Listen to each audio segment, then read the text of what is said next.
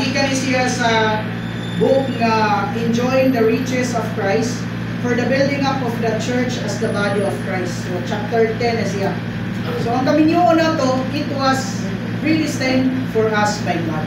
So gitudlo na sa Dios. Walay mistake, walay accident sa kaminyoon.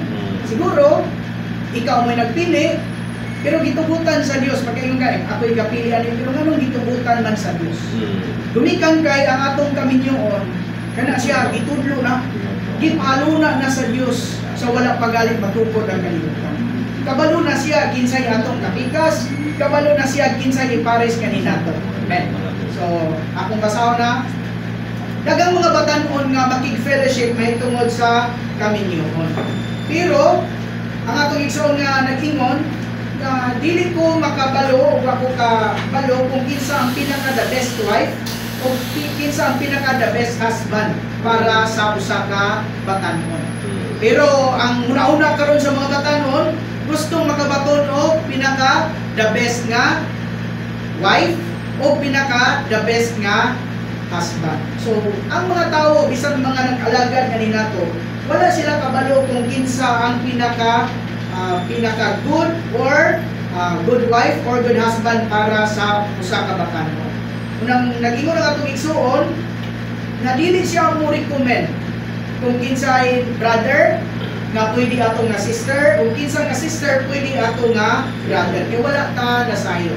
Usbon ako ang ato ang kaminyoon kini siya na ilalo ni siya sa kamot sa atuang Dios. Ang bisan mingon ta nga kitay nagpili,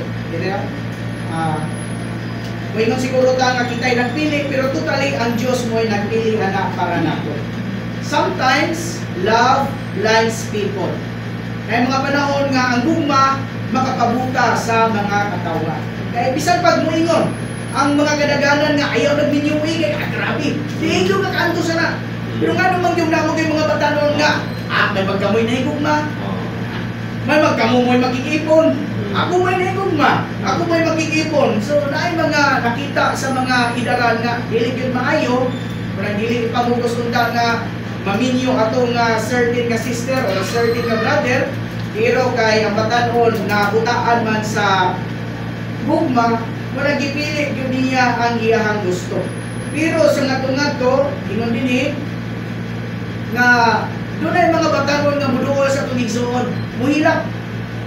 Mali man gyud ako ang kaminyoan. May nituo ko sa inyo usahay ng mga batanon nga muduol sa kanan. Grabe ka maldita.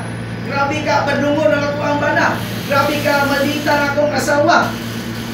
Pero mga igsoon, mga igala, kanang atong pagpili, destiny na or ginistay na sa Dios para sa ato pa. He must take God's choice for him. So, monang ang matagusan nato, dili ginunta ta mo ingon nga kining kaminyoon mistake ba? Mali kining kaminyoon ani. Walay mistake, walay accident sa mata sa atuang Dios. Okay? Ang tanan, dili ginunta tama, ilabihan na ning pag-ilan ka tuig, dito? Pag-lima? O, pa ginamahobrat. Magkadugay ang kaminyoon, dito na makita ang tinuod nga kinaiya sa usab-usab. Siguro, aning 5 ka tuig, napamoy gi-reserve ba? Nga katong mga dili maayo nga mga kinaiya, kaya ako, pag ginagtaguan ko sa mahimo, kaya di ta gusto roy nga pabulgar. Pero sa maggatong-gatto ang kaminyoon magkadugay.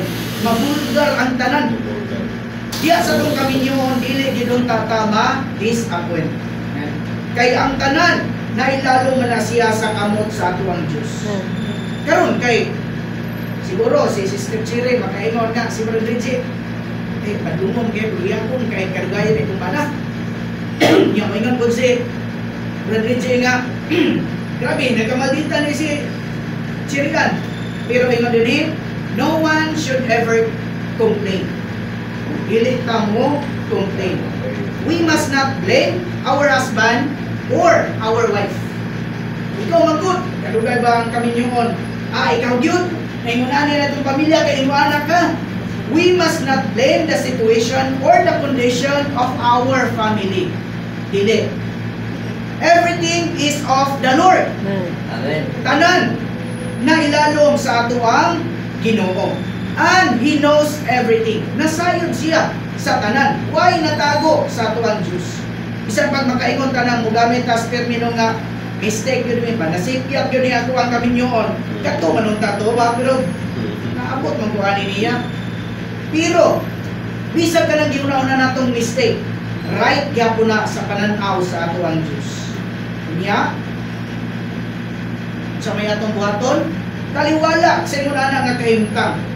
Makaingon ra gyapon ta sa Ginoo gidon taog, hallelujah. Grabe no, grabe yung kasinatian sa mga magtotoo, lain ta sa mga dili magtotoo. Kaya mga dili magtotoo pag magbikil, maghuna-huna din nagbulag. Na maghuna-huna din nag di ta magkasinabot ani, mas mayong mag-divorce ani or mag-anal ka ani. Pero kanatong mga magtotoo, ang tanan nga nahitabo sa atuang kinabuhi, especially sa kinabuhi sa kaminyoon, na ilalom na siya sa kamon sa atuang Diyos. Nasayod manggali siya kung pila ka buhok na to, sumala sa Mateo 10:30, kabalo siya. Kung unsay unahan na to, maunsang ato ang pamilya, unsay dangatanan ini, munang atong i-consider diya sa Ginoo, nga ang atong kaminyoon is under God's care. Sa naay mga sirkumstansya, naay mga dili maayo nga moabot, dayon dili ta moingon nga we must never say we married the wrong wife or we married the wrong husband. Wa gyud nasipyat na kay ang atong kaminyoon, unsa ang atong kaminyoon? Di katudlo na ni sa ato ang Diyos. Okay? We can never say, we can never have the wrong wife. Whoever marry is the right one. So, dito magkaingon na nga, payong tatog, pusto ka. Kay ang tanan, we all have been predestinated by Him. Di katudlo na ni sa ato ang Diyos. Pero ang mga batanon, kay doon naman ay isang kiiya nga, kanabang gitawag, dream girl, or dream boy. Pero wala. Natingala na lang taong marealidad na sa itong kaminyoon nga ang naitabo sa kinabuhi sa pamilya is beyond our dreams. Sa gali, kining magkadugay ng kaminyoon, di na masabot ng ups and downs sa magtigayon.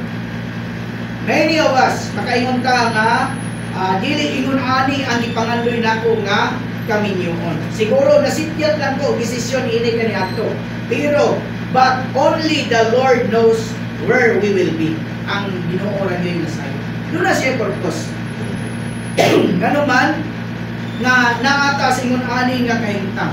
Bisan tuod kung ang magtiayon, lisod kayo ang kahimtang, dunay mga misunderstanding, dunay mga problema, mga sirkumstansya.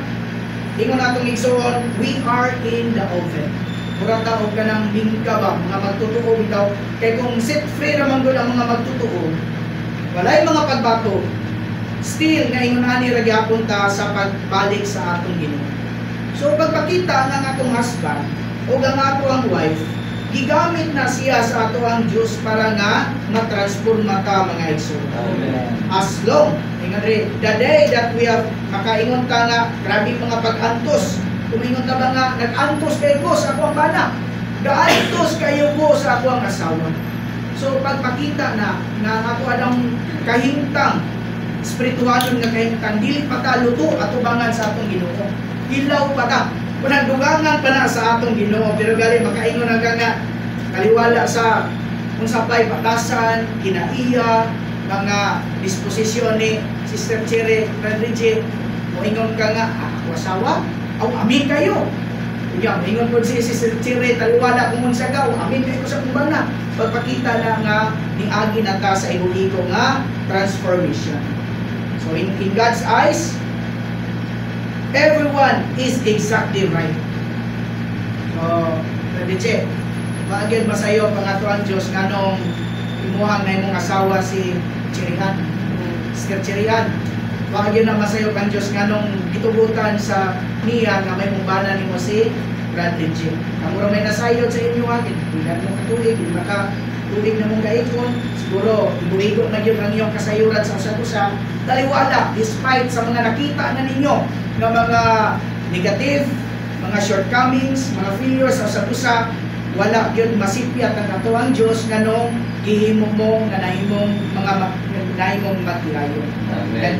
So young men and young women, on the one hand, your eyes must be open. So kailangan nato nga buklaro ng ato ang mata. There is not one woman on this earth who can be the best wife.